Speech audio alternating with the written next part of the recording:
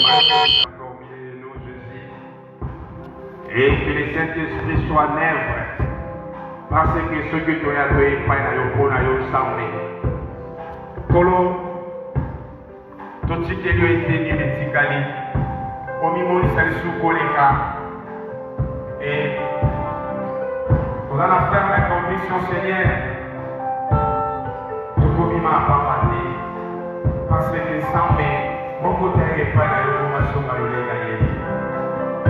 Comment, si quelqu'un reçoit le coup, la nuance de Kosala, il y a un autre dans la poste à la Seigneur Dieu. Oui, mon Dieu, sur le Sika, au ensemble, et ça a dominé la science au sang. Et créé dans le Seigneur Dieu, à composer sur la science, et de bonne et de bonne. Gloire et louange à toi, Seigneur Jésus. Gloire et louange à toi, Seigneur Jésus. Nous te bénissons sur notre milieu.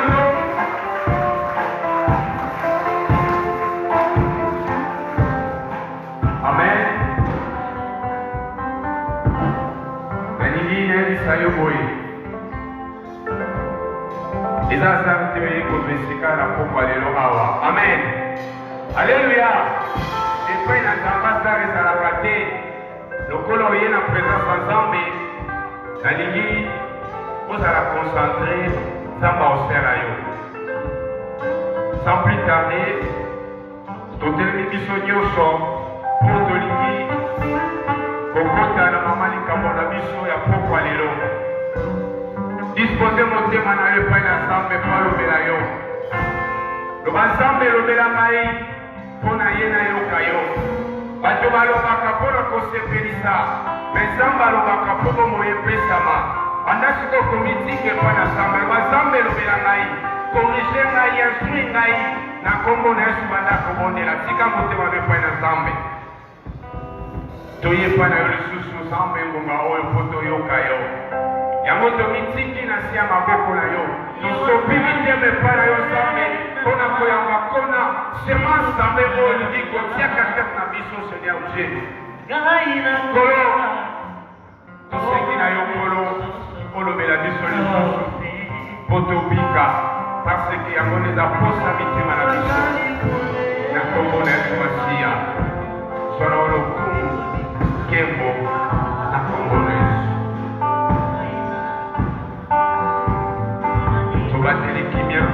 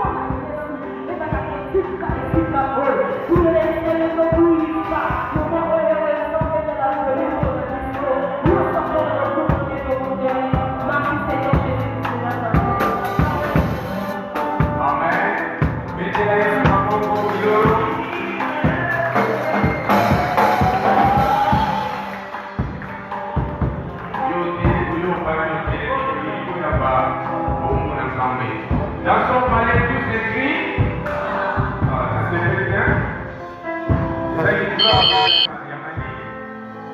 son palais tout s'écrit. Dans son palais tout s'écrit.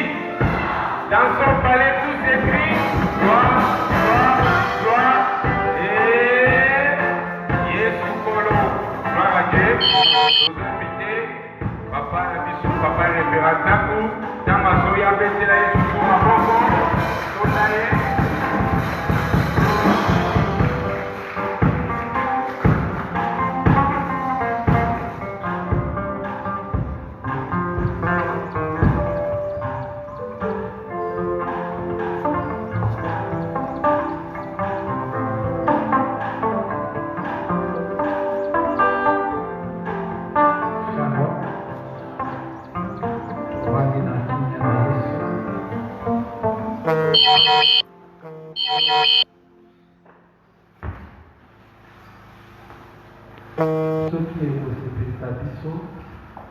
Na préféré biso nyonso ozala pour utiliser mongongo moko ya makasi toye mpenza na ngambo oyo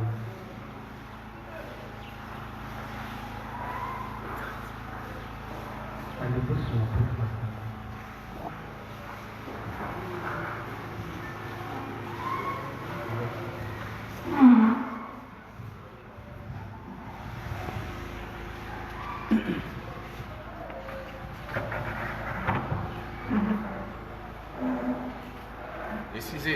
place ezali liboso bandeko toza na suka toya na biso kokomplete liboso banda pa frère Genovi toye boye toye tokomplete liboso. Il est vrai que tokomi 17h 17 minutes alors que ezalaki prévu tobanda na 16h po tosilisa na 18h nayebi te na ntango oyo totikali yango soki tokokoka upa toyebi te eza enseignement te ezali conférence eza na enseignement tokotaka mpenza na mozindo po etra kuna na conférence toyebaka chaque point toyebango te na lien likolo comme ça po epesa biso makoki ya kotuna mituna na suka mpe toyebi na koyangela yango tout au long ya explication ya message na biso soki eloko moko ebwami kati na esika oyo sosoli yango malamu te eleki malamu koma yango quelque part po ntango tokoleka na mituna oyebana kopose question mpe toyebana koyangela yango nakanisi teme oyo mingi tokokanisaki ezali kokonseye kaka bilenge nzoka eza kokonseye bilenge te et les jeunes célibataires et les mariés tous tozali concernés na teme oyo eza teme moko tokoki koloba parmi bateme moko tabu ezali koloba ekila oyo mpenza elobamaka mpenza mingi te oyo mpenza ezalaka na bareserve mpona kolobela yango mais jeunesse amoni ke esengeli toyebana kolobela yango awa katikati na biso soki tomoni natiki mikro parce que eza baterme mosusu ekoki kobima moto alibanda soki ayoki ayebi du début jusqu'à la fin te akoki kointerprete yango mabe ekoki kochoke. Alors c'est mieux tout le balango sans micro. J'espère que bandeko bana suka kuna bozali koyoka ngai 5 sur 5. Alors thème oyo bandeko bapesi biso ezali que les conséquences néfastes de la pornographie et de la masturbation dans la vie des jeunes. Conséquences néfastes de la pornographie et de la masturbation dans la vie des jeunes. Mano litomba oyo ezali koyela bato tango bazali kosala likambo na pornographie tango bazali kosala la masturbation katikati surtout na bomoi ya bilenge oyo majorité bozali kati na oyo esika atako eza sujet moko ezali koconcerner même bamikolo même bampaka. Avant que tokota na matière na biso proprement dit, esengeli d'abord toleka oyo tobengaka na définition de concept, c'est-à-dire bamama na likambo oyo ekompoze thème na biso toyebana koexplike yango nde ekopermettre biso toyebana kososola malamu. Ntango tozali kolobela définition de concept, tozali komona eloko ya liboso oyo babengi conséquence. Conséquence ezali nini? Conséquence ezali résultat, ezali litomba, ezali salaire, ezali oyo mutu akoki kozwa suite à likambo moko boye ayebi na kosala. Yango bazali kobenga conséquence. Conséquence eza net. So na bi ezali netre, ezalaka malamu te, ezalaka pe mabe te. Mais eloko oyo ezali kobalana na yango nde ekokomisa yango malamu, tout comme yango ekokomisa yango mabe. Tokoki kolobela conséquence positive, tout comme tokolobela conséquence négative.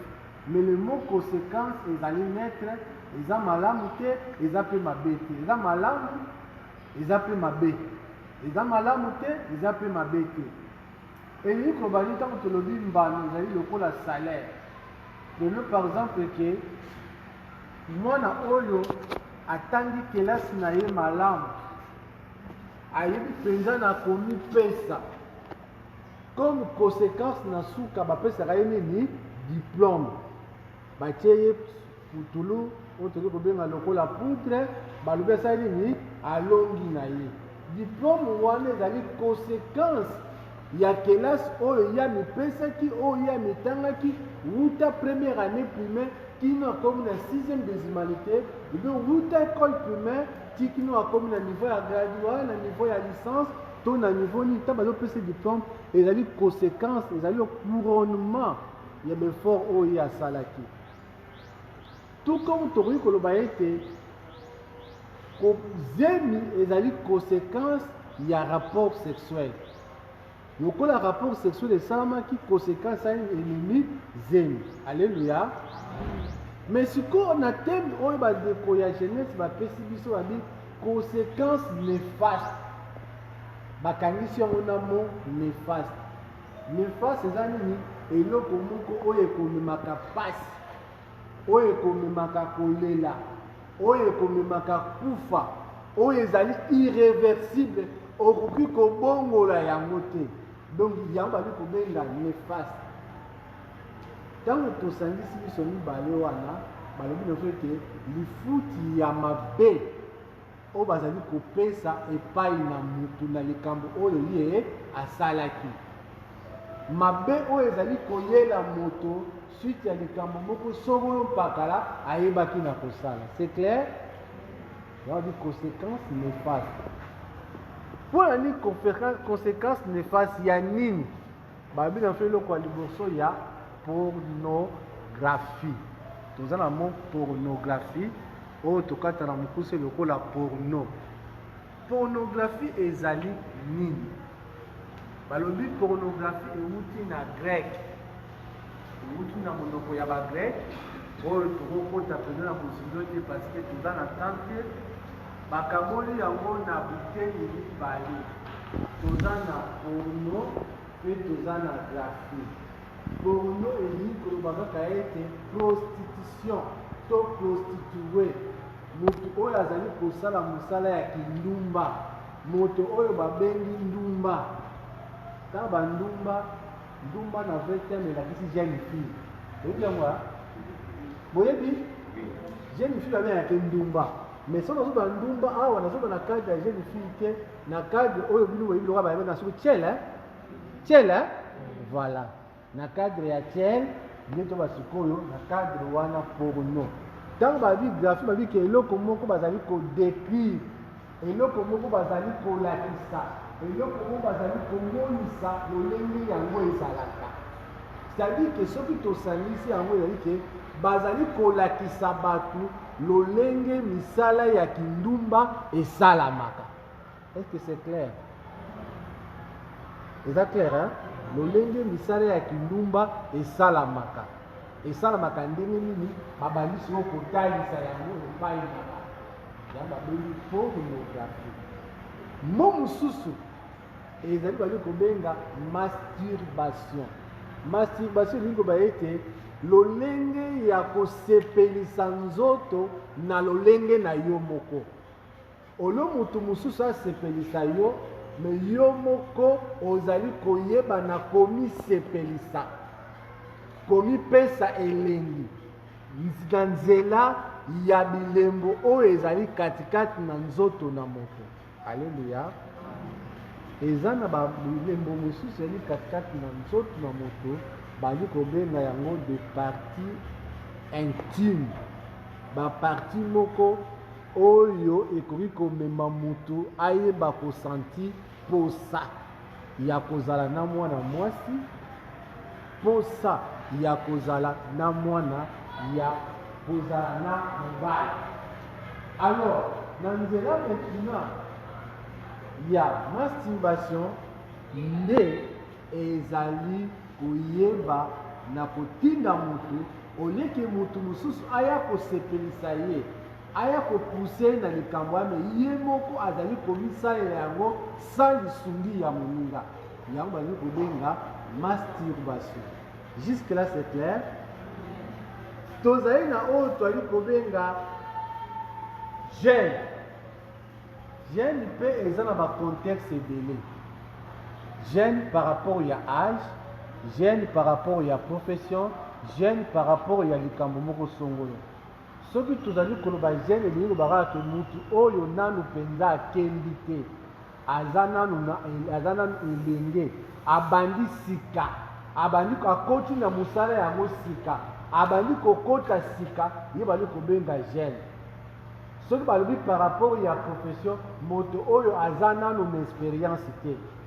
Yango tokoki komona ke ndeki naza liboso ya mon frère Cisco, c'était médecin. Alléluia. Ce qui te comparé par rapport à la docteur Moussou Bakobenga est jeune médecin. Je vais tout faire. Bakobenga jeune médecin. Parce que l'expérience où il y a Zanamo, nous a commis la 10 ans. Dans le domaine de Azana, nous avons abandonné Sika.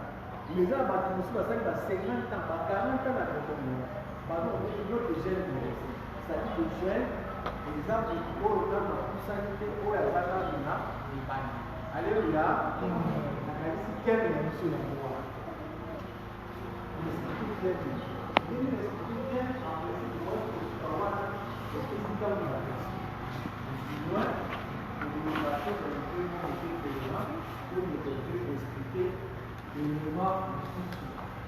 Alors, quand vous considérez dans vos qualités de la vie quotidienne, et j'ai la physiologie du désir et de l'excitation. La physiologie,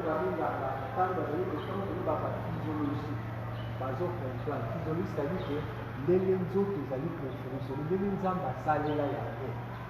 Alléluia.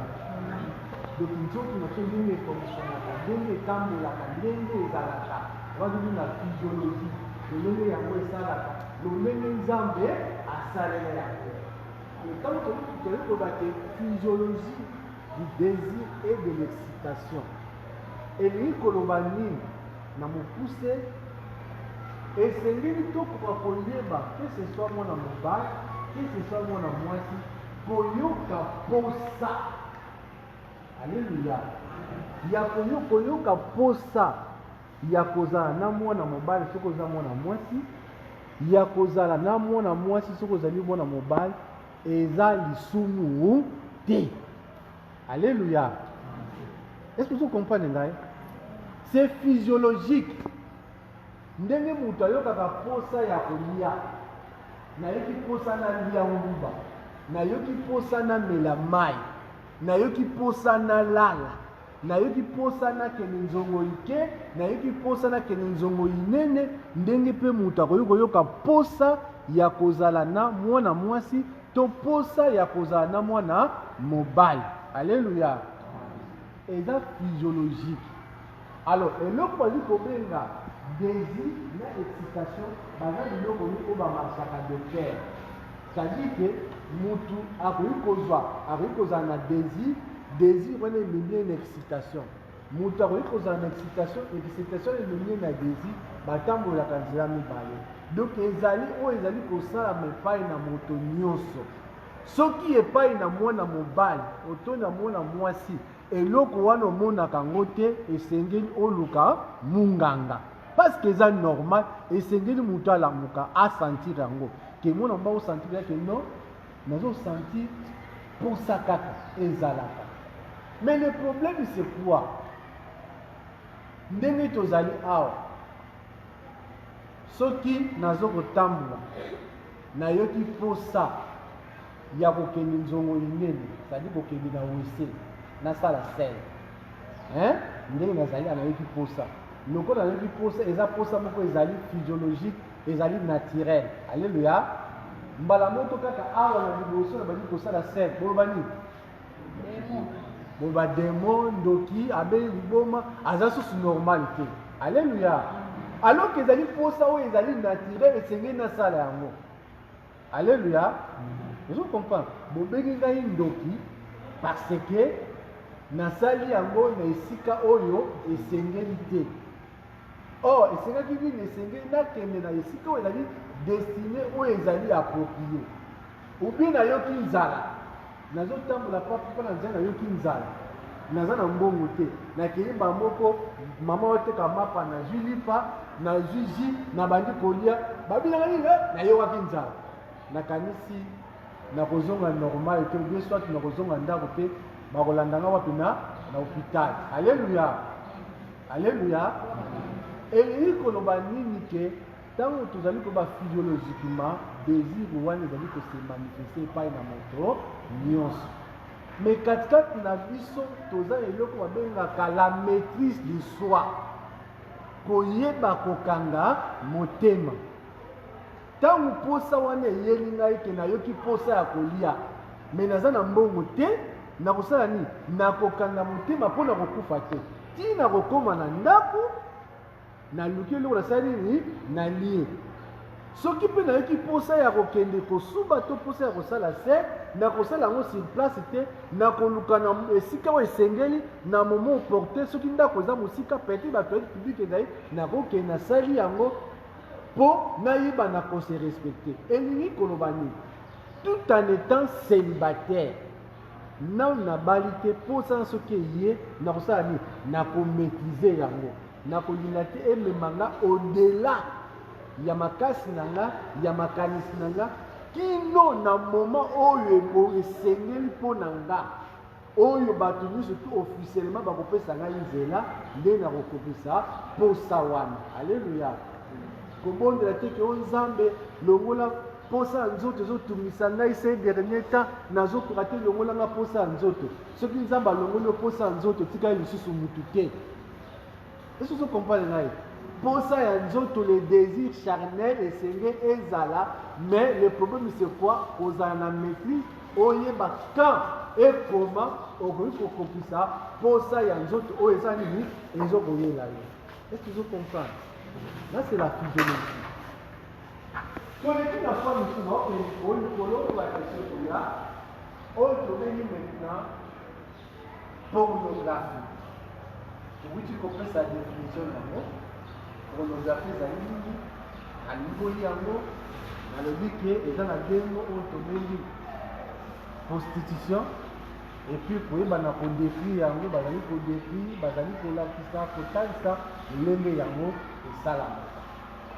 Mais po pornographie yango ekoka kokoma epai na yo, po pornographie yango ekoka kolobama, po pornographie ekoka kosalama eza na bamoyen.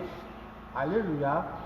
Oyo yango bango bakoki koutilize po lelo oyo toyeba na pornographie. Parmi les moyens loko ya liboso tolobeli les vidéos. Alléluia. Alléluia. Loko ya liboso tolobeli vidéo. Eli po toparle pornographie esalami mpo eyebana kokoma epai na yo, epai na nga, epai na biso. Eza na bamoyen oyo yango ye azali koutilize, oyo ezali kobenga les vidéos.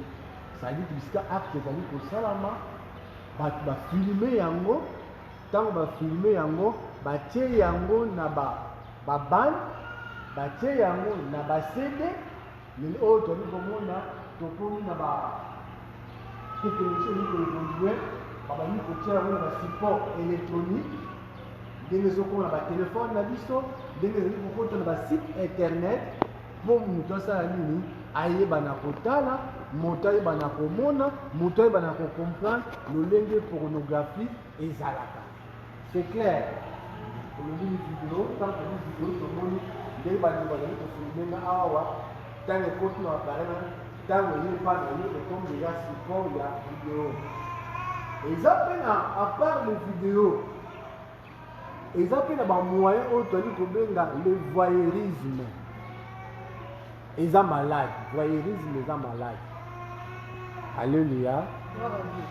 Alléluia. Tant que le dit porno, ça dit que ndenge rapport sexuel ezali kosala. Basali nini bafilme yango, bamemi yango epai na bato, bato bayebana kotala, bato bayebana komona. Tomoni ke eloko ya liboso vidéo, eloko oyo bato tobengi le voyeurisme. Le voyeurisme bazali mpe na mwa idée ke objectif nango, objectif eza ndenge moko. Alléluia. Objectif eza ndenge moko, but eza ndenge moko, me bamoyen ekeseni. Pour la pornographie, bato bali ke tozali wana eza baprofessionnel na pornographie, ce sont des professionnels. Donc totalaka maboke baprépare bango na likambo wana, bazali kosala yango, bazali kofilme biso mpo bato batala biso. Mais na voyeurisme wana ezali ke mutu nobaka aza kokenge bila bato bazali kosala l'acte sexuel, yo ozali esika moko ezali ke possibilité ezali oyebana komona bango ntango ozali kotala, ou bien moto azali kosokola ndenge ezalaki ka ya David, azali likolo na ndako na ye na palais royal, azali kotambola, amoni mwasi azali kosokola, abandi kotala ye, bazali kobenga yango le voyeurisme. Le voyeurisme ezali cité parmi ba déviation sexuelle. Mais objectif ya voyeurisme na objectif ya pornographie eza kaka lolenge moko. Différence ezali wapi? Na pornographie, couple oyo bazali kosala porno bayebi yango mpe tosali yango mpo batala biso. Mais na voyeurisme, couple oyo bazali kosala rapport sexuel, oto mwasi oyo azali kosokola ayebi te ke eza na mutu oyo azali kotala ngai. Vous comprenez? Tososoli eloko mosusu mpe ezali parmi baéléments tozo kosite exhibitionniste.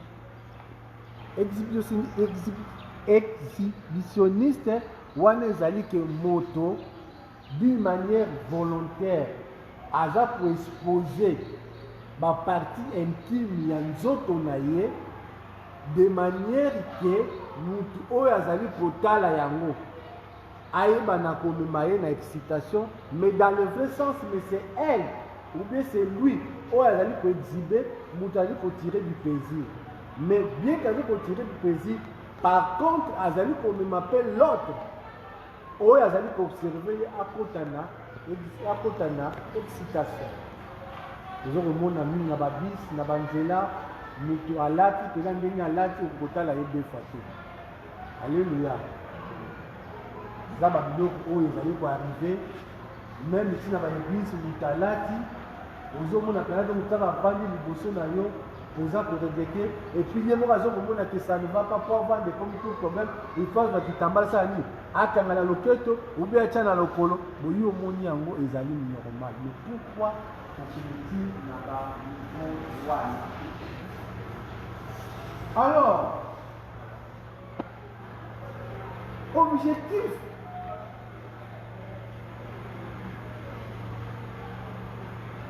tolobi les vidéos, le voyeurisme, l'exhibitionniste et les récits érotiques. Les récits érotiques eza nini? C'est-à-dire que bato bazali mwasi na mobile basali bisengo na bango kuna basali bamakambo na bango kuna ntango sikoyo moko na bango aye abandi kobeta masolo lobi ezalaki somme ntango akuti nasalaki yo ozali koyoka ntango ozo koyoka wana cerveau nyosani eza koenregistre enregistrement wana eza kokreye nini katikati na yo excitation. Parce que le monde se croit vite. Donc, objectif, il y a pour nous les amis d'abord, au lieu de excitation, par où les amis pour tala, par où les amis pour sécuriser. Donc, c'est ça. Oh, il y a un capot pour le là-bas. Oh, les amis pour sécuriser. Mais deuxième vite, non seulement par le mal de la situation, mais c'est un commerce. Puis, il faut que l'acte soit là. C'est ça pour une société, il faut engager la jeune garçon, engager la jeune fille, et puis on a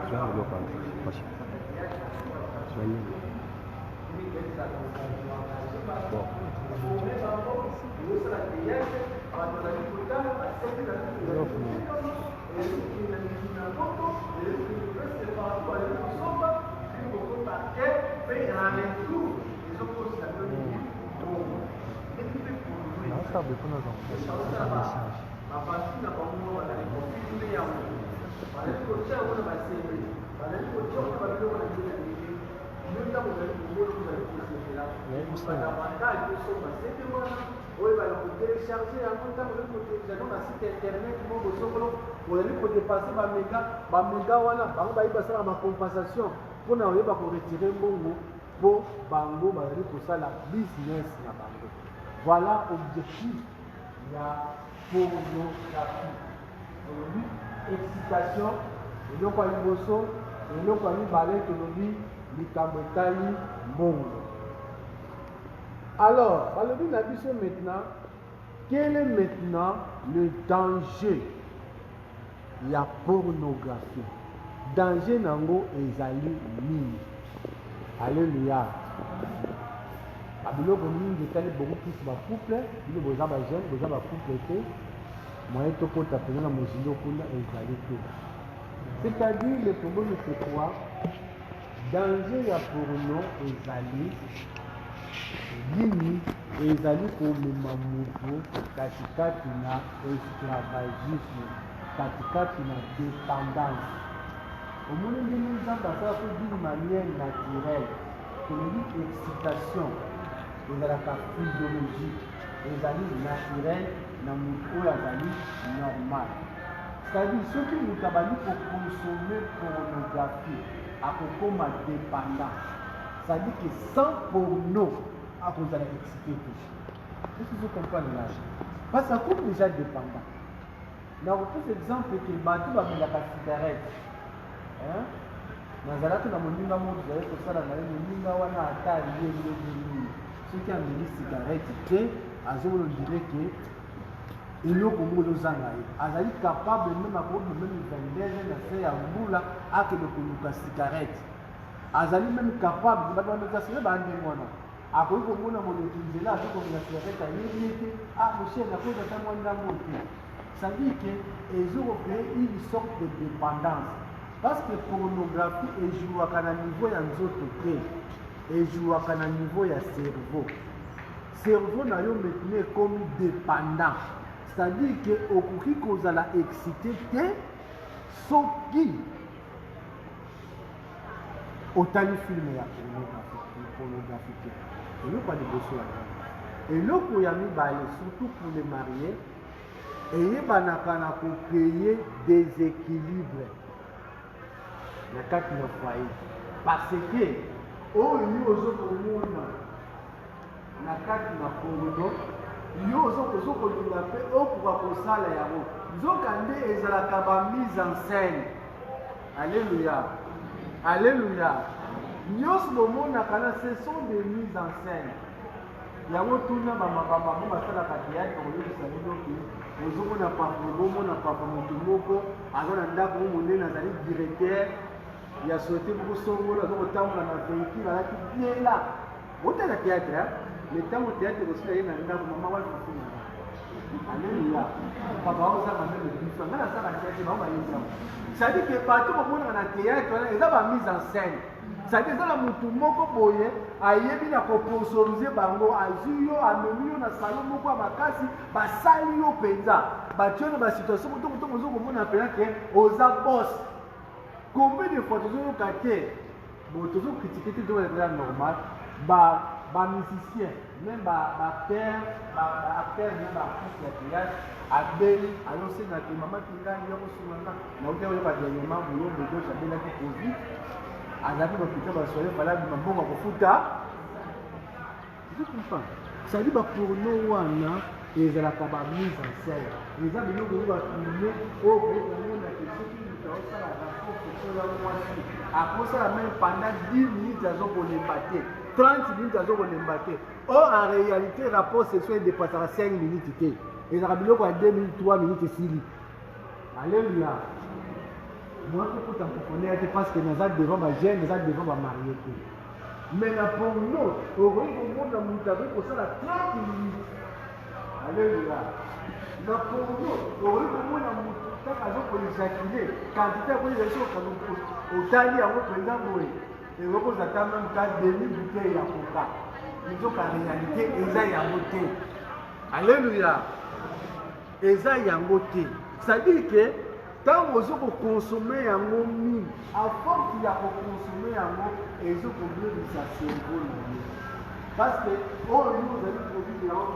filme wana sikoy ntango yo okobala un jour okozala na mesure te ya kokoka oza na posa ozala kaka nini oyo bona metango okilisi na terrain ozonga ozokoka te ozonga longo oza moto moko ozali fiti oza gaya moko ya zero ozali incapable ozali pourquoi parce que osomaki babiloko moko oyo eye kotokoka oyo abengaka lokola na complexe moko boye okomi na complexe ozokoka korealize bamakambo mosusu te danger na yango tolobi te dans la leka mokoma marié si les femmes ya problème ekoyeba besina na bolingo na ye alléluia début ya kozala na mwasi moi je connais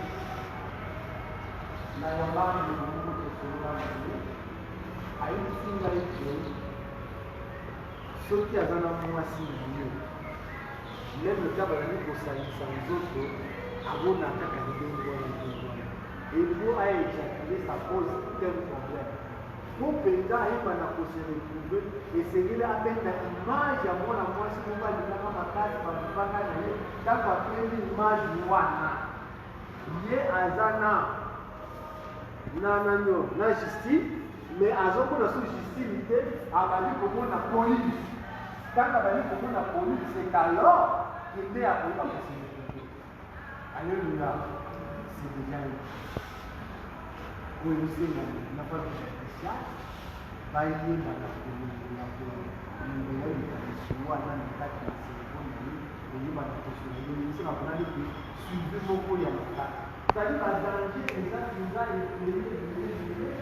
oyo moyen tolobelamo mpenza eza te divorce na concerne de marié balobi eza kobebisa meme caractère na parce que na pornographie mwasi aza considéré lokola mwasi te mais azali considéré comme objet de désir sexuel donc c'est-à-dire que moto ayekaka bozaka na mbala moko ebandi kaka papapapa asilisi mpe sili oyo les rapports sexuels ça prend tout un temps eza na baprincipe eza na barègle tout elili emarchaka oyo tokoki koluka kati na oyo esika te c'est-à-dire que na kati na pornographie mwasi akomi objet sexuel mpo kaka ayeba na kosatisfaire mobali na ye danger mosusu ezali ke pornographie ezokofungola maboke ya mari e femme alléluia.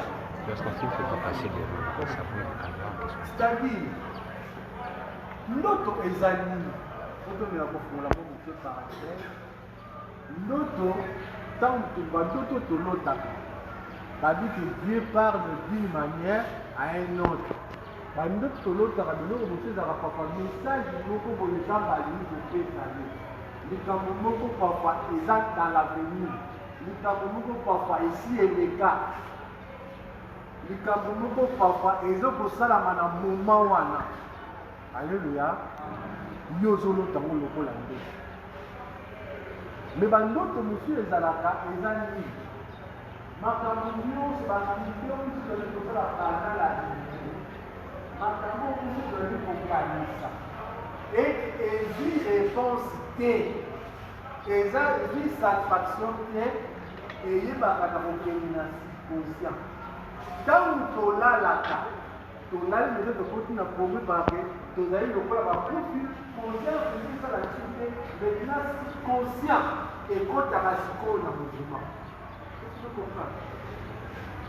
Subconscient ayebaka na koenregistre le doni makambo oyo tozokomoni ezalaka na subconscient. Soki conscience na biso ekomi bloke subconscient ezalaka tozokomprendre yango monaka soki alwani masala conscience te bokoma paralyse mais subconscient kosala akoki koloba makambo oyo na bomoto boye na vie normal akoki koloba yango te. Badokter bayebi tona badokter awa bazali awa soki otie moto anesthésie oyo seotia anesthésie générale bokomona moto wana soki eza anesthésie abandi kobimisa makambo ntango anesthésie kosi oyebiseke makambo oyo olobaki azokoserepole bino alobaki yango mais souvent makambo oyo ezalaka vrai mazokoloba ngo na conscience na ye te mais subconscient maintenant ebandi elamuki ebandi koloba nga naza psychologue te naza mpe psychiatre te mais eza baréalité soki otuni bango bakoyebisa ye alors besheko tokutanaka nango pendant la journée makambo oyo tolingaka pendant la journée baaktivité oyo tosalaka pendant la journée oyo ezali non satisfait ntango tolalaka subconscient maintenant korésoudre nango na ndenge na ye peno par exemple kolingaka mwana mwasi mongo olingaka ye mpenza makasi olingi ye mpenza mingi mais po mpenza obimela yo vérité eyaya nasepelaka na yo soki mokosemba courage wana ezalaka te ntango kolala na butu omonaka ya ndoto ezalaki yo na mwasi yango mpenza bokutani bosololi mariage mpenza esalaki alleluya olakoki boye eza nango kaka ntoto te lelo olobelaka makambo ya poto mingi osepeli mpo olali boye oza na kati ya poto mati mpenza yo okoki na poto obali kodejene eza makambo oyo elekaka na moi kosesaki eyebi maintenant na kosala yango na ndenge na meme soki motu alobela bapime kolonga eza mpe possible pendant la vie alala lobi te bazosalaka po sexuel na motu mpe aezakile na ntongo mpe kaka lamuka kanaaaaasuima na ye eza ya kobina eza oyo sikosesala alo biloko wana yango nde epesaka porte Marie de nuit, le temps de nuit, et la chose avec la conséquence au lac. Alléluia. Beaucoup, tant que l'on dit, il y a pornographie, les amis, le paiement et l'excitation. Et je le fais avant. Mon temps pour l'excitation. Tant que nous avons l'excitation, akozala kosa ni ayeba na kokuze l'acte. Alléluia. Peut-être que na minute wana motu oyo ye akosalaka ye akopose acte aza te po maintenant ye maintenant akomi na po ekilina azokoka te ekosala ekosali kotina ayeba na komasturbe. Alléluia. Ayeba na kosemasturbe po ayeba na tu veux comprendre. Alors, babenga élément oyo ezali kosunga mo ndenge kotanga mono elenge kosunga mo mpona komono ezali na video ezali bareview oyo ezali kotanga ezali bamasolo ezali koyoka tusa bona boye alors na masturbation toza na maboko maboko ezali kopermettre ayeba na kokarese baparti ya nzoto na ye ayeba na kokarese yango ntango azali kokarese baparti ya nzoto souvent baparti intime kaka bandi kokarese yango yango nde ekomema ye ayebana koejakule yango nde ekomema epai ya mobali aejakule epai ya mwasi ayebana kokota orgasme kino ayebana kozala satisfait tozocomprendre nzela ya maboko lokola science eza koevolue bamine bazokoyaka makambo na bango bamoni bango ekoki te selise koyeba kosala mpona kosika bandeko basi oyo bazokobenga bodelusie ezali eloko moko basala yango sous forme ya nzoto ya mobali aleluya basala bodelusie eza na sous forme ya nzoto ya basali sous forme ya pelu ya mwana mobali oyo ekopermettre mwana mwasi lekula akoki kobanda kointroduire yango na nzoto na ye kaka azokointroduire yango azokosesentir lolenge oyo akoka mwana mwasi aza na mobali akoka kosentir ye azokosentir basala yango sous forme ya science lokola ezokoevolue bamine baosala na makambo lelo oyo tokomi na bapoupe sexuelle ebi poupée oui poupée te poupée zani hein mwana popi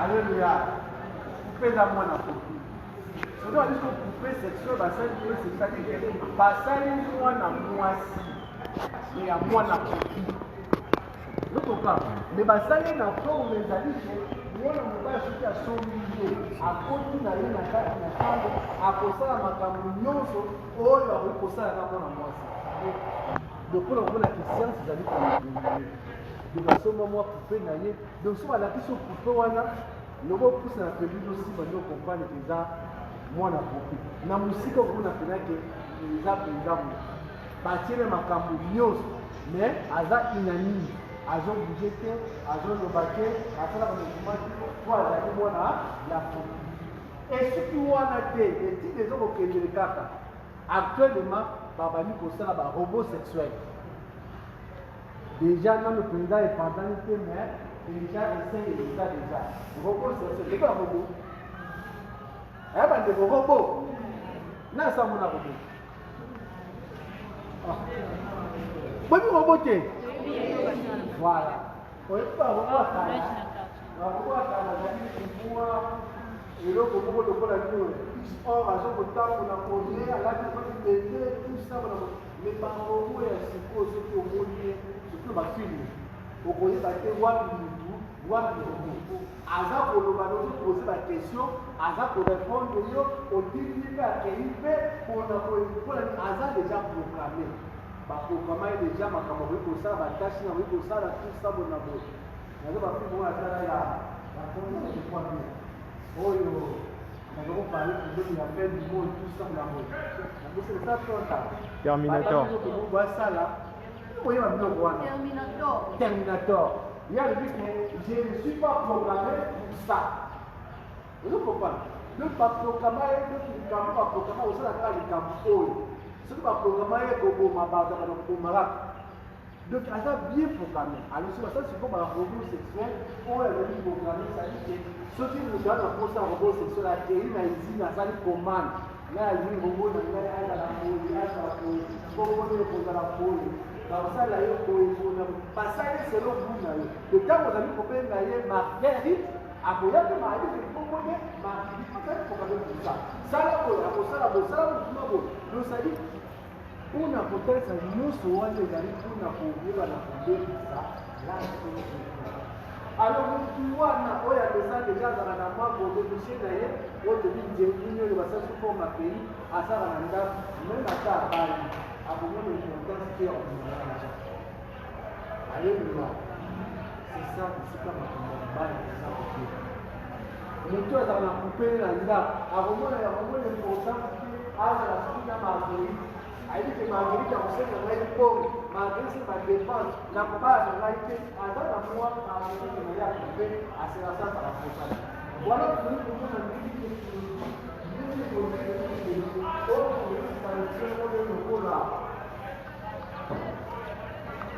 tokomi na moment oyo kobenga bato bazalaki tour de babel mabe te lelo elekaki bazali kosala makambo aliba konamongo na nzambe lelo oyo tokokomona bazali kosala so niveau te na tour de babel mais toyebi ndenge tour de babel sokelaki bango conséquence nini eyaki nde toyeba lelo ilenge mosusu mabe oya sosikoli soki otali okanda na neti etali mosusu chapitre 4 etali mosusu chapitre okomona te mabe ekobana tuso akofeswa mabe ekobana tuso akoma yango tozike diable akokota meme na église akovanda akoseproclame comme ange de lumière yango ofoteli bana kodiscerne mpe kokomprendre ntango oyo biso tokomi yango balobi maintenant danger yango ezali nini badanger oyo ya masturbation ezali komema trouble ya érection surtout parce que omoni baputo ntango moto azali koyebana kosala azali koutilize baputo azali koutilize babiloko ya nsima akoki koutilize azosala yango mpo ayebana komisepelisa peu importe temps yango ekoki kozwa 2 minutes ekozwa 3 minutes là c'est lui. Or en réalité selon Dieu dans les rapports sexuels ezalaka ke ngana sepelisa mwasi oto mwasi asepelisa mais ezalaka to partager plaisir. C'est-à-dire que moi ça se retrouver ngai to mwasa nini na se retrouver. Or moto de ça besala ba pratique wana soki abali akotikala jamais kosepelisa mwasi. Et puis souvent comme musicalité wana ye soki abali abaisa tobo bakosala tolera d'éjaculation précoce. Parce que les âges qui sont appliqués. Mais nous sommes pas là. Moi, na mwasi. Balobi, et que tu fais comme m'appelle par plaisir. Tu fais que l'homme se fait côté, zété, voilà, tout ce qui est. Mais si personne ne fait, il n'a pas reçu, il n'a pas reçu, tout ça, nous avons dit. Non seulement nous faire plaisir, à toujours pour ramener les injections et pas les. Parce que tout dépend de ce qu'on a au monde de nos pouvoirs. Alors, vous pouvez pas accompagner par l'infection, vous pouvez pas créer par problème au niveau de la col terrain, parce qu'il y a bien qu'ils ont adapté le col à pénis, mais ils ont la réalité, non, ils ont pénis. Vous pouvez faire que les bâtons à blessure, mais vous pouvez pénis au bas.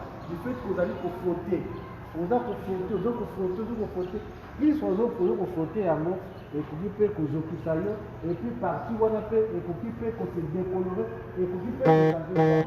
Tous les exemples ya mali bakuba kanisa soko tani musapi wana eyebaka na kochange et puis lokola ezali eloko oyo ezali kwa jour osalaka obanda kosala yango fréquence obanda kosala yango chaque jour okokosala yango papa 2 fois par jour to chaque jour selon besoin soki ezali epona yo okonaka yo bitano kaka nakomi na kosa nakei na satisfaire. Or avec la femme na kati na kati c'est pas le cas. Ngai na kosa na kosa ni moi c'est na kosa ni. Ngai na kosa ni moi c'est na kosa ni. Moi c'est na kosa ni moi c'est na kosa ni. Et le groupe est dans la maison. Et le temps de ça il faut aller c'est comme camp militaire. Donc d'abord exception, explication après. Ça crée des problèmes. Oh, ezali kolia ezali kolia kotekisa batene na biso ete batene na biso bakozala liboso epanise mpona nini posa ya diable ezali te koyeba kobebisa la jeunesse yango wana moi ce que j'ai compris stratégie ya diable ezali te koatake église. Alléluia. Amen. Pour ça, diable est attaqué l'église. Diable est souvent attaqué l'église. Après réussir les gens de ça. Diable pourra réussir que c'est les gars attaqués dans la famille, dans le foyer, à attaquer l'église. Parce que les hommes, comme c'est l'église, mais l'église elle est composée dans ma famille, dans ma famille. Quand à la maison ça ne marche pas, papa zali soulard, maman zali c'est pas moi. C'est difficile pour pas d'avoir comme une personne de la maison. Quand la maison est déstabilisée, tant le foyer est déstabilisé, tant la famille est déstabilisée, l'église peut vous la déstabiliser. Mais voyez-vous pas que ceux qui sont dans une famille faible, on aura une église forte. Non. Une famille forte égale une église forte. Une famille faible égale une église faible. Parce que bateau, dans ma famille, bateau, il y a 4. Même si il y a 4, il y a 4 façon de alors, ce qui déjà, c'est comme le virus à sida. Il y a que nous rencontrons dans la globule là. On va y trouver dans la lymphocyte à côté à Vani. Oh, il y a beaucoup de gens qui protéger. Dans la côté à Vani, des gens qui sont commis. Quand on est malade, quand on met les lymphocytes, on commence à se défendre pour nous attaquer. Ils ont déjà, hasard déjà, n'a pas de virus à protéger les communautés. Nous avons maintenant, nous avons la maladie opportunité de l'IA, il y a beaucoup ceux qui font les âmes à l'âme, l'église est à la l'âme, la société est à la l'âme. Alléluia. Je vous mets à défi. Au moins, Nicolas Koleka, Bakamati Bakouza. Vous voyez bien? Hein? Ouais. La Kenya n'a pas mouvoir. Hein? La Kenya n'a pas que ça, Bissara Bila. Nazo Kolanda, nous pas nous pouvons continuer aux gens de pour nous, il y a une formation parmi nous pour les militaires, pour les soldats, pour les ils ont formé l'élite ligne à l'autre. Alléluia. Au moins, l'armée, ceux qui nous n'ont commis soldats, à Mokaputa na Yesu.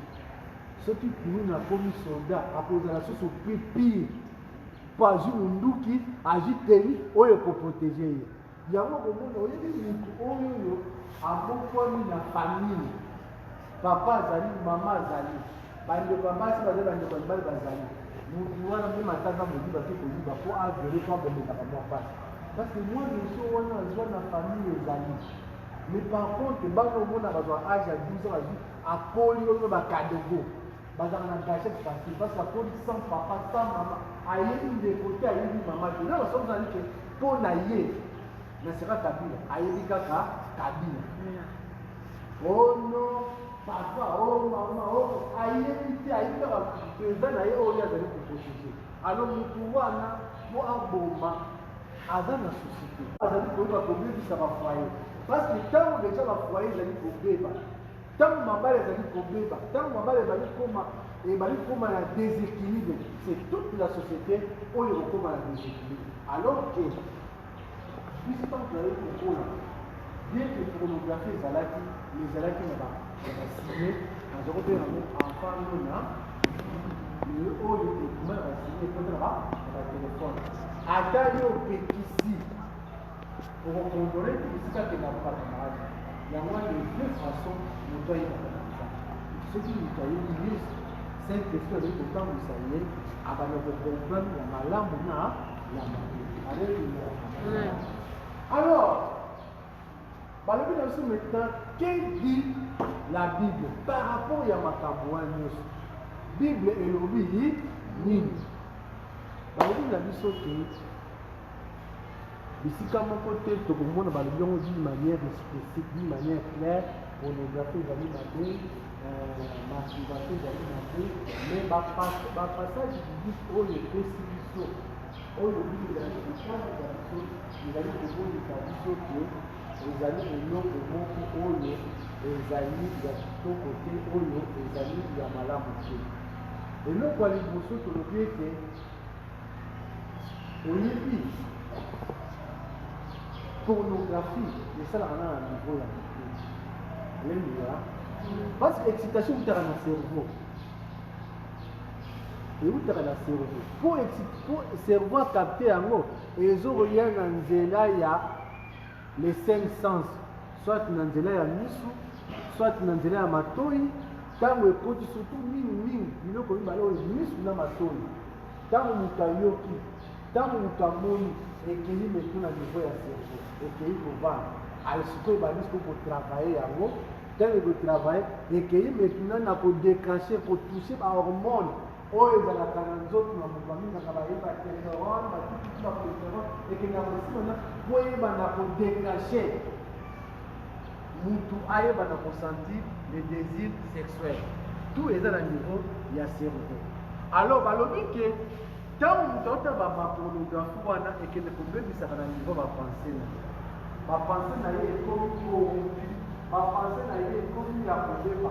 Donc nyonso oyo ali kosala mpo biso pense ezali fruit ya réflexion ya moto par rapport ya makambo oyo ali na komona oyo ali kotala. Yango wana na mokanda ya Job, Job chapitre 31, Job 31 verset 1 baoyo ali kokoma, et puis Psaume 101 verset 3 elobi na biso ete Job alobi na mokanda ya 31, j'avais fait un pacte avec mes yeux, je n'aurais pas arrêté mes regards sur une vierge. David alobi na Psaume 101:3, je ne mettrai devant mes yeux aucune chose ne vale à rien. Je vais vous dire ça, na kotala mwana mwasi oyo azali nzemba te, oyo azali vierge te.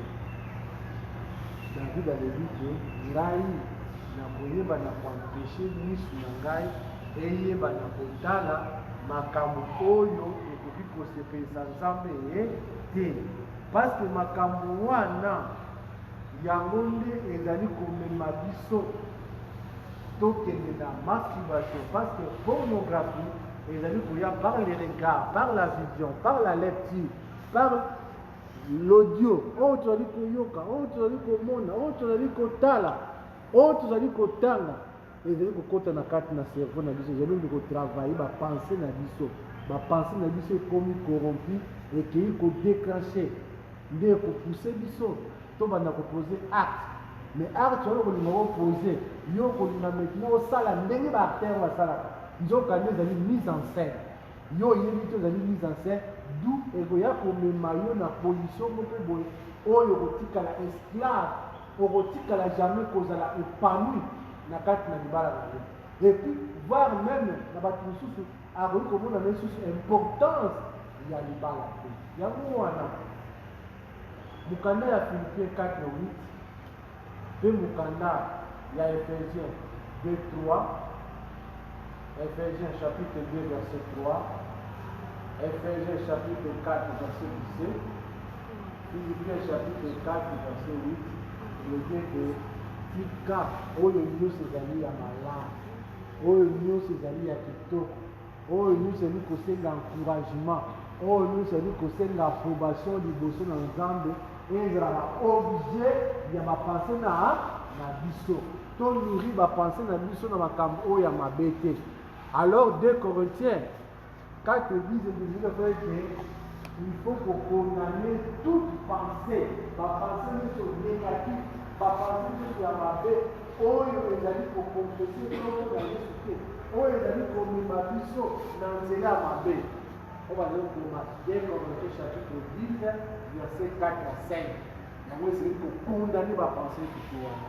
Oui, certes, ce que vous allez côté la film pornographie, pour l'instant, vous voyez pas dans se retrouver, vous possédez là, et pour se présamer sur la nuit, et comme maillot dans masturbation, et comme maillot comme un expert, mais lobby, par conséquence, quand on y a, vous posez un maillot difficile pour n'envoyer par la quantité yango, et posséder la suite un travail, et puis par conséquence, nous souffrons, et pour y avoir des critiques à la vous constatez que ceux qui vous avez dit, vous n'avez pas eu même les conséquences physiques et vous avez tout un amour échangé automatiquement.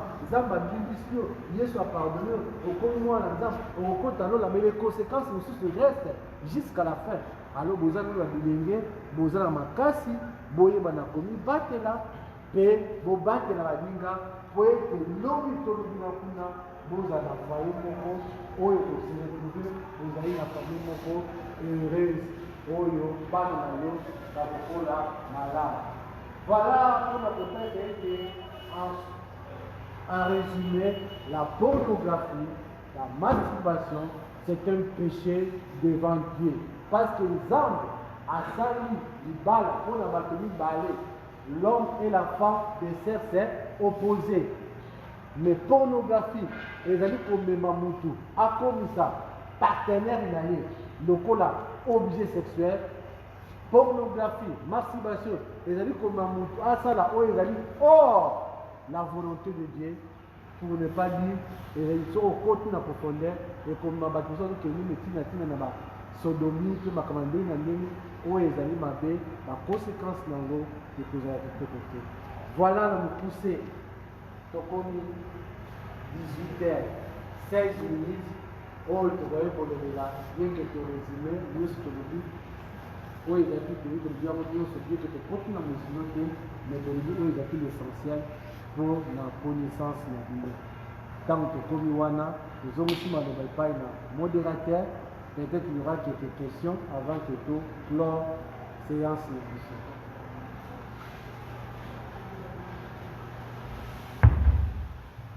Alléluia.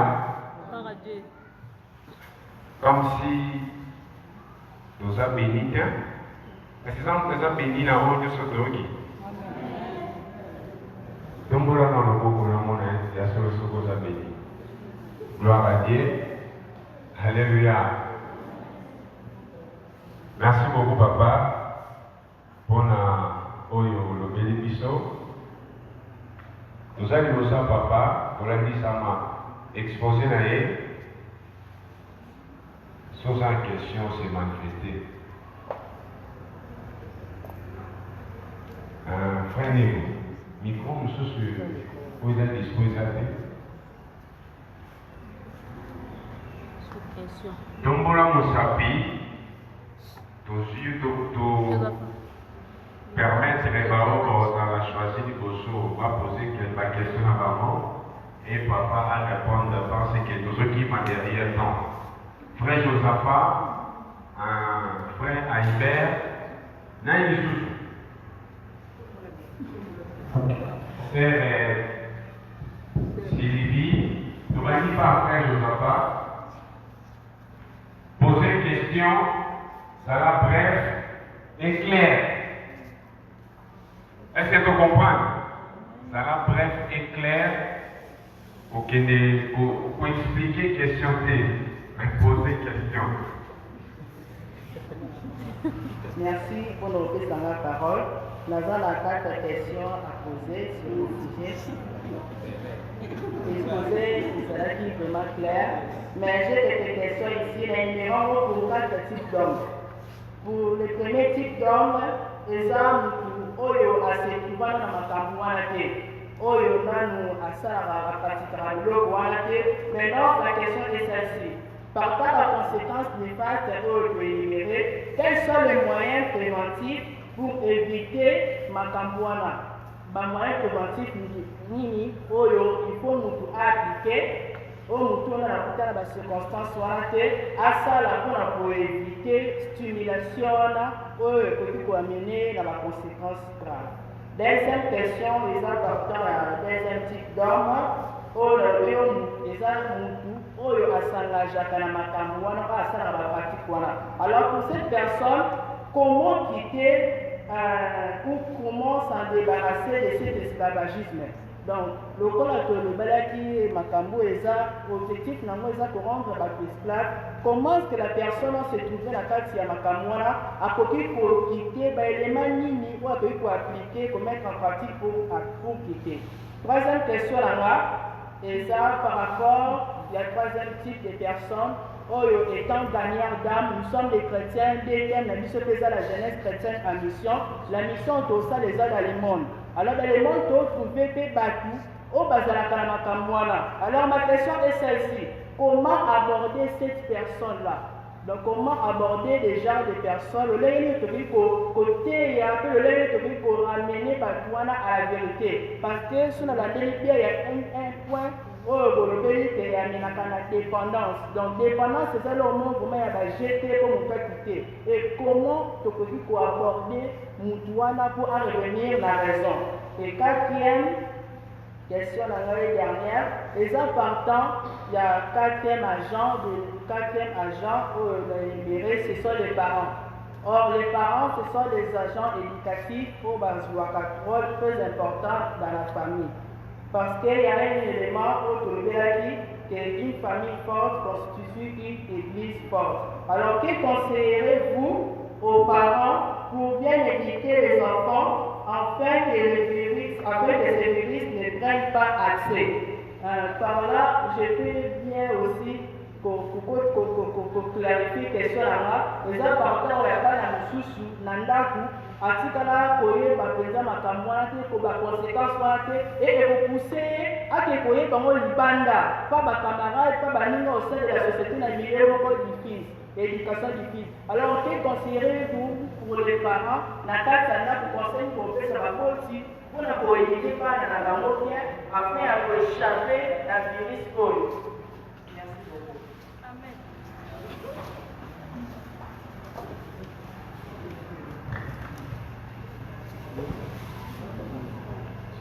Frère Hubert,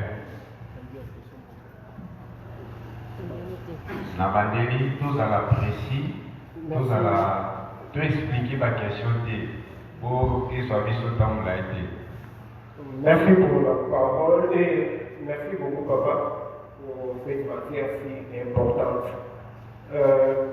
J'ai peut-être des ajouts ou des contributions. La première, c'est en rapport avec la masturbation. C'est une des conséquences médicales dont je vais mentionner en CNI. Mes confrères médecins qui sont là, médecins Bazarawa, parmi les accidents mineurs où ils ont rencontré en neurologie. Nous avons la torsion testiculaire.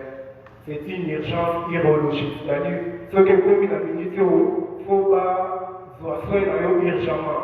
C'est-à-dire,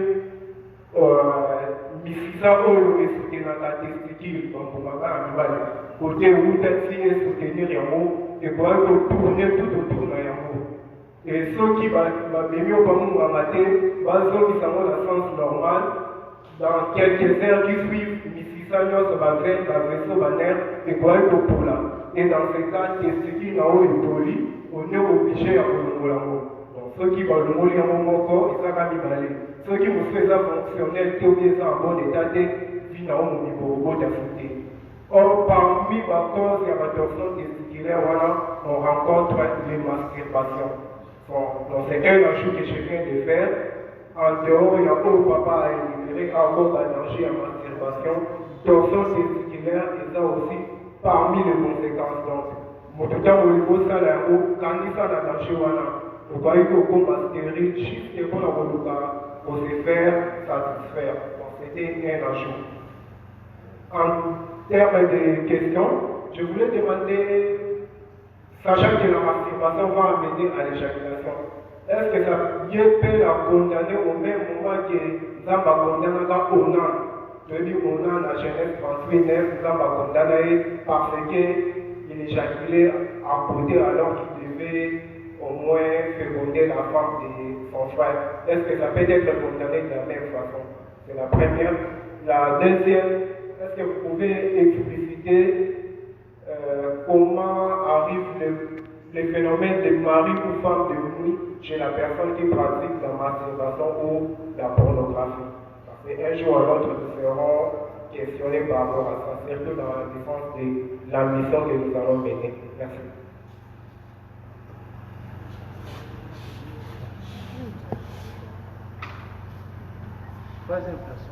Merci pour ma prise de parole.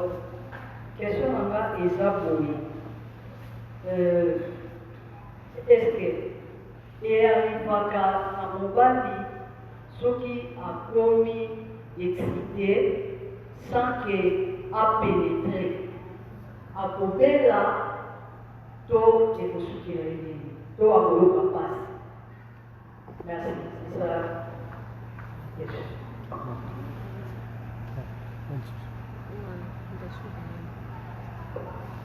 Bon, merci beaucoup. Est-ce que la numéro 3 là? Merci pour ma parole. Je reprends mon désir caméra. Je suis le quelqu'un de docteur. Malheureusement, je le dois faire des malades. Quelqu'un m'a été avoué. Souvent, la yoga, pour la yoga déjà, qui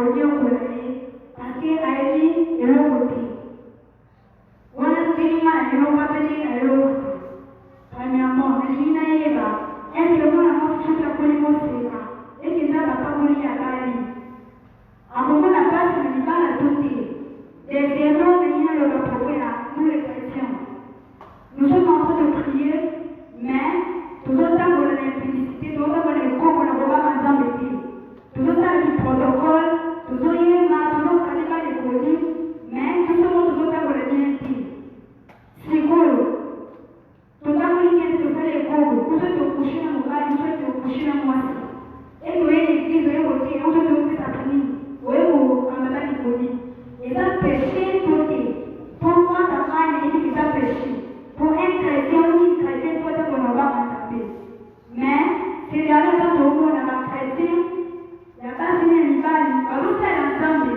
bamodérateur l'intercesseur bachantre baprotocole baotamona banga nzambe te eza na peso to na be te merci babekos makasi. Bon, merci beaucoup. Bon. Ah, d'accord. Yasuga. Shalom, shalom. Shalom. Sœur Dishana, tunaongeza kuipa. Sœur Dishana. Merci pour votre maman. Tunamkieka par rapport à la restauration.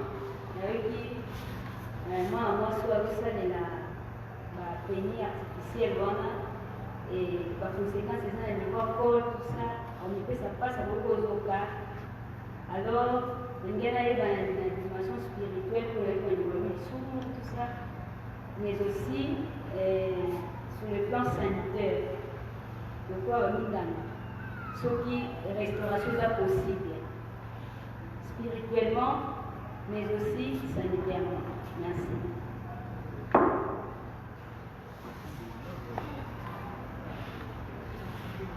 Bon, nabandi epai na ndeko na biso Josapha ya lobili mpona moyen préventif moto ezali ke asala vi wana te akota makambo wana te bamoyen préventif nini oyo ye akoki kosala mpa koya na mbeba wana te. Premièrement, ils ont un moyen préventif aujourd'hui pour le passif, n'a un moyen préventif actif. Actif c'est quoi? Il y a aussi des efforts de mon côté. Les Zambende azali koyeba na kobatela yo. Babi ke Nzambe akotika te tozala tenter au-delà. Il y a ba force na biso. C'est-à-dire que tentation ekoya mais Nzambe apesaka toujours ici po toyeba na kolonga tentation yango. Deuxièmement, l'Esprit de Dieu, l'Esprit Saint. Babi, marchez selon l'Esprit et vous n'accomplirez pas les désirs de la chair. C'est-à-dire que yo ozali kotosa oyo molimo santo azali koloba na yo. Akokamba oyo banzela, akomema oyo ba dimension po oyeba na kokwena makambo wana te. Mais par contre, tant que yo olingi kosala oyo ezali posa na yo na kosopozaka na mongongo na Nzambe na molimo santo ndoko koya na mbeba wana. Deuxièmement, il faut kotala Bible dit que soki loboko to lokolo eza pona yo occasion de chute vaut mieux kata yango. Eza na bandwa mosusu oyo koki ko fréquenter te. Eza na bisika mosusu koki kozala te. Faut yeba kotala babi les mauvaises compagnies corrompent les bonnes mœurs. C'est-à-dire que bato zo kotambola na bango eza na bato mosusu bazali kobanga Nzambe. Mais tant que na université, la réalité pourquoi dans le monde la réalité à l'université nous a changé complètement. Il y a un souffle que là nani on se ressemble la même la moko. Et na souka na likamwana nous sommes 101 na baki ya Job 31 nous sommes lobi ke na kotambisa misu na nga na makambo oyo etali ya mabete. Job alobi ke na sali pacte na koki ko fixer biso na ngai epai na mwana mwasi te soki na Matthieu soki alobi makambo deuxième regard nini yango malamu ntango otali mwana mwasi na tension moko mabe déjà ocommettre adultère na ye donc eza parmi ba moyen préventif oyo okoki kozala nango oyo nzambe akoki kosunga yo. Oui, désir ekoki koya mais nzambe akosunga yo mpo okende odela te. Deuxième préoccupation obi koma kite. Paul alobi malamu oyo nazolinga nazosala yango te, mabe oyo nazali koboya yango nazali kosala. Nani oyo akokangola ngai na nzoto oyo nakufa? C'est la première, ça sur une question alors comment quitter na comment ramener mutukat na yo c'est ça kaka eza la même chose. Ça dit mutu aza mopakana. Il faut côté makambo ya porno te. Mais te ya ye Yesu. Vous comprenez? Ce qui mutu na yambi Yesu. Pour la vie que nani akokangola nga na nzoto oyo na kufa. Alobi matonde epai na nzambe oyo akufela te na nekulusu. Tant mutu wana aye epai na Yesu. Ayambi Yesu aleki na délivrance Nzambe akoyeba na kokangola ye. Mais si les choses persistent akoyi koyeba na kosolola na un encadreur même na bato aleki bayaka ebi baya kosambelaka baza chrétien entre guillemets baza na bapratique wana quitte à trouver un encadreur un responsable na yo solola na ye akoyeba qu'est-ce qu'il faut pour na koyeba na kosunga ye. Alors pour la question tali bapara conseil aux parents. C'est-à-dire le problème c'est quoi? Malheureusement, mes parents baza pena mingi maman moko azalaki awa misoso akei aye baza pena mingi te mingi basujet oyo ezalaka basujet moko tabu. Eza difficile po mama ayebisa mwana ye na kati na ndako, papa ayebisa mwana ye na kati na ndako. Même ata tolobi awa baparent to baza te, eza question alike il faut relancer yango directement et pour baparent. Mais peut-être avec ma programme, il faut dire comment organiser les activités pour nous. Il y a des parents, couple, famille, le département à papa, le département couple, le département maman. Il faut qu'on approfondisse, qu'on n'ait pas la bango, mais nous avons avec les gars solo. Alors, il y a des enfants en France. En France, kuna yo parents aux en droit à la compte au monde. Ok, à la compte à volonté à moi. Ce qui moi na fundi yo. Vous comprenez? Baroya bakandi. Abi ka gangela ki moi na yete ma gangela ki moi na beta ki moi filmo. Moi na funda ki na la police. Bata social ba yaki. Ba mi ko no bana dit que c'est mon enfant. Moi je suis africain. Moi je suis congolais. Na koyeba na kosala oyo culture na biso bongo. Moi, je ne suis pas européen, je ne suis pas français, bien que nous avons un bon candidat. Ok, madame, si vous continuez, nous avons un yo, moi, on a la somme, moi, on a dit, vous avez un quand on va sur moi, moi, on a aboyé qui continue ma part. Mais à comment changer qui me fait, comment le système, nous sommes à d'autres temps, à l'issue, moi, on est tout le temps, tout qui ne veut pas. Parce que tout le temps, on est là, avec finalement, yo, c'est ça, congolais. C'est comme si on a dit, ça va blague, parce qu'on finance, on le met là. Ah, ben, on reprocher moi, mais moi, on a changé la vie complètement. Je vous dis, voyage, ok, on a fait que tout la yena ban, tant que comme ah, va être belé, et comme étant en besoin là, yé, naba na monsieur zone, moi, on a zaraté, tu vas checker, vas-y, parce qu'on va tenir. Aïe, monsieur, que nous, le col de Zakati, nous pouvons reconnaître l'autorité dans l'Aïté, dans l'Afrique, nous comme moi, aux hommes en Europe, et na yomoko. Moi, on a les parents Bakenda, à comment qui n'a vu beaucoup, il y a pas la vie à Messana qui n'a pas qui souffre dans l'eau, pareil aux hommes qui n'a pas à y avoir une billet, ne passe pas au naïe, Bazoa qui a Kenda qui, moi, n'a pas changé. Ce résultat, il y a Moïse, à Mokamaki Nanda, il y a Pharaon, Mazaki n'a comportement égyptien. N'a pas dit aux hommes qui ont le dimanche. Quelque part, maman n'a pas tant à Zaïe comme Mélissaïe, abandonné pour Mélissaïe. C'est-à-dire qu'il y a des responsabilités à parents. Ceux qui rencontrent les parents, trop côté approfondi, mais nous les avons mieux de nous, ça paraît ça là beaucoup la balle, voilà la question à poser. Il y a une question que vous avez satisfait. Pardon? N'abonne qu'on a approfondi pour aux parentés. Non, tout ça a fait un temps.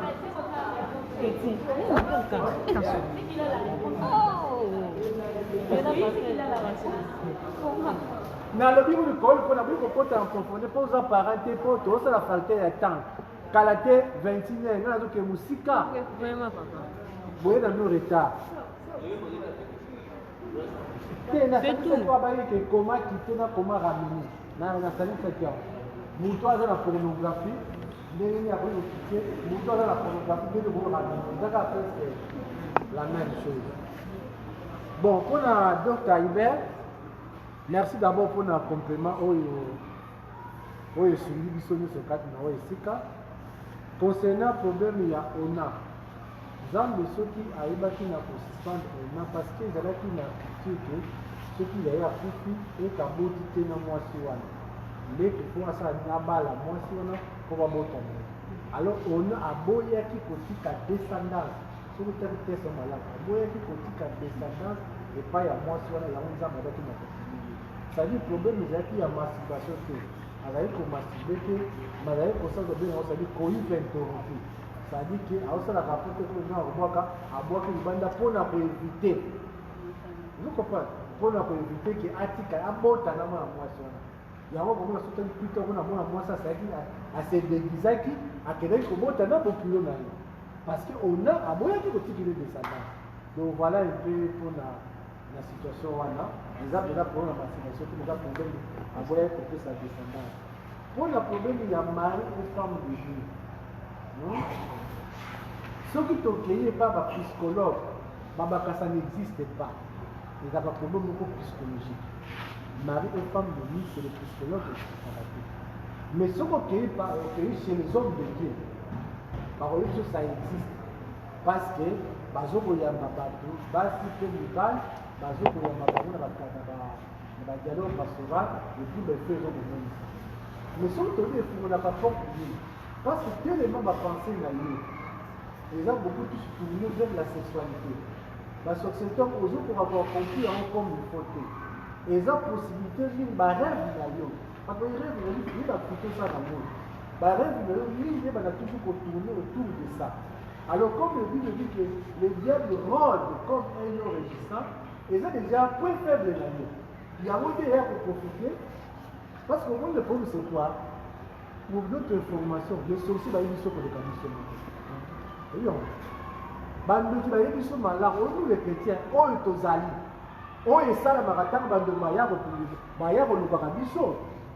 Biso peut-être yebi te bango moko ba yebi okomona mutu bodu ka yina yo sans cause ayebi nini azo komona katikati na yo tanga yaka na mutu nini akutona kana les magiciens ba yebi nini ba mona alors tanga ba yebi so ça ni ba lukaka point faible yani que oyo ko permettre parce que on dit que ndoki akoki konya mwana nzambe mais ndoki akonya mwana nzambe comment ce qui a pesi en fongoli porte ni sali ni à côté.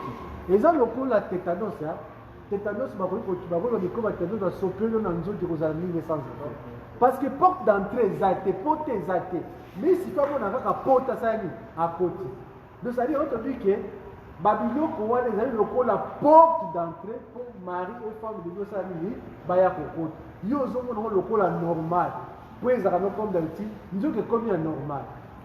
Donc voilà pour nous répondre à des questions.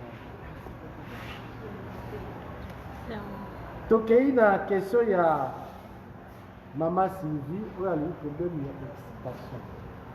Tous les ans, l'excitation, il y a une naturelle. C'est-à-dire qu'il y a une condition nocturne. Zambe a eu de manière qu'il y a des fois que sans le savoir, on le veuille ou pas, on l'a surtout chez les jeunes, on remonte à monsieur éjaculé. Et là, volontairement, de rapprocher de tout ça, dit que c'est Yaka et c'est libéré. Après un certain moment, mais excitation où il y a volontairement, Moutaza a la rapport sexuel, a évidemment pour s'exciter. Vous comprenez? Et malade. Et comme malade, pour il y a des femmes, il y a des hommes mariés, il y a se préparer pour avoir la rapport dans moi si de moi si à Moïse.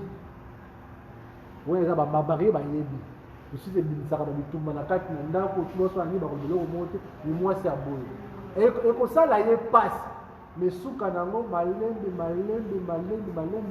nzoto na ye ekozonga normal ndenge ezalaki biloko kozalaka ezwaka ta esalaka mpasi oyo ezalaka le plus grand danger bato bamelaka bakisi docteur omeli kisi moko mpo eyeba na komemona excitation ngai nayebi ndeko moko abetelaka lisolo azalaki azalaki na problème ya impuissance atuli conseil balakisa kisi mo bachinois asalela akei na ndako asali rapport me azokoyemba kaka te mwasi alembi akenda kosuka na hôpital eza na bamisu basalaka nini bapesi kisi esimbi te baye bakataka 20 ezala nyonso bakati yango mpe esi otikali impuissant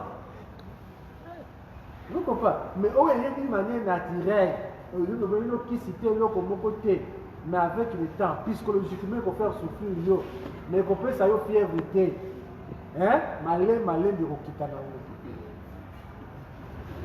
question mosusu ya suka teli restauration yango na restauration elingi koloba nini chaque mutu aza na passé omoni il est vrai que bakondition wana oyo basi basalelaka oyo basalelaka yango basali yango na matière moko oyo ezalaka eza apepe ndenge moko na peni po ezala adapté mais ce que lebi tokoka koyeba ke peni oyo ezali naturel oyo nzambe asali na peni oyo ezali artificiel eza kaka ti différent eza ndenge moko tomona ndeko ya liboso eloko ya mibale la plupart bagodemisio bato basalelaka awa eza mpenza bagodemisio mpenza ndenge respecta banorme te motu mosu akosala asali ya kosala mosala asali ya fabrication loka oyo eza korespecte te motu eza mpona kokuye yango te du fait ke ndenge aza kointroduire yango kobibisa kointroduire yango kobibisa rien n'empêche akoki kotraumatize parce que toyebi dimension nango te ezaka problème ya grandeur eza mpe problème ya taille akoki kotraumatize col na ye alors col soki ekomi traumatisé ekoki mpe kozala moko ya porte d'entrée ya bainfection bainfection wana mpe ekoki kozala moko ya l'élément oyo ekoki kokomela ye béance ya col wana bamedecin bayebisi col ne ekoki kokoma pete soki azwi kaka zemi te olingi pousse esala nini ebimi donc aza na bapossibilité akoki kodéveloppe bamakambo mingi katikati na nzoto na ye epuis koyeba ke après avoir kosalela yango bipai akendaka kobomba ngo abombelaka ngo wapi pour votre information nakanisi docteur milevi na okontendir ngai te omoni brosse ata brosse soki osisi kobrose mingi basystème asisi kobrose akotisi na molandi azwi bouchon akangi or bamikrobe etikalaka wana ntango okoti okangi aza na moyen ya kose développe or brosse ata batikaka ngo na espace moko libre po epermettre ke ndenge ezwa mopepe wana bamikrobe mosusu ezalaki koleka kokufa yango te docteur ozokopa c'est-à-dire ke ezokodépendre mpe na bisika oyo ozokobomba ngo bien que tozokoencourage yango te donc bref oza exposé na bamaladi oza mpe exposé na batraumatisme na surtout na niveau ya col oyo ekoki mpe koyeba kokende sans compter les problèmes psychologiques alors soki déjà asa otraumatisaki col na yo vous voyez que ata obongi moto oye kati na ye tondimite nzambe te nzambe ayimisi yo mais peut-être conséquence wana ya béance ya col etikali ozokosa tondimite nzambe te mais oyi kotikala ezala biloko mosu ezalike nzambe na souveraineté na ye abikisi yo na nzoto abikisi yo na molimo déjà biloko mosu ezalike nzambe abikisi yo na molimo ndenge mpona lobi ke malamu abika na molimo kasi nzoto na ye ebwakama wapi na enfer donc babiloko baconséquence mosu etikalaka etikali moko mpona na nzambe